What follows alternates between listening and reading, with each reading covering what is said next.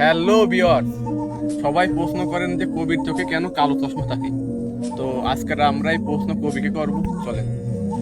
আচ্ছা কবি ভাই, বর্তমানে বলেন। আপনি তো ব্যাপক ভাইরাল, আর আমাদের বেশি কমেন্ট আসছে যে কবির চোখে কেন কালো চশমা থাকে, এই সম্পর্কে কিছু বলেন। যদি আমি বলি তাহলে হচ্ছে আমার মানে একটু পিছন থেকে বলে আসতে হবে ব্যাখ্যা দিয়ে। যেমন আমার কাকির একটা চোখের সমস্যা হলো, আমার ছোট কাকির।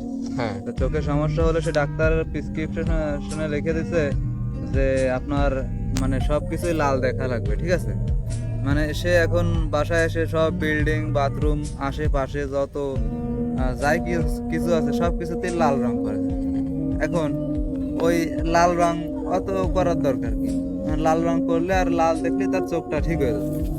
আমারও চোখে একই সমস্যা, যে ডাক্তারের কাছে গিয়েছিলাম। ডাক্তার বলছে যে তোমার হচ্ছে কালো কালো রঙের ভিতর থাকতে হবে, তাহলে তোমার চোখটা মনে করো যে ঠিক হবে। এখন আমি একটা জিনিস আবিষ্কার করলাম কি, নিজে নিজে, যে ওই ডাক্তারের প্রেসক্রিপশন ঠিক আছে, কিন্তু যে এর ভিতর আমার একটু চিন্তা ধারণা পাল্টালাম। যখন আমি এই কালো চশমা পরবো না, তখন কিন্তু আমার ওই কালো রং করে বেড়ানো লাগবে না, যার জন্য আমি এই কালো চশমা ব্যবহার করি।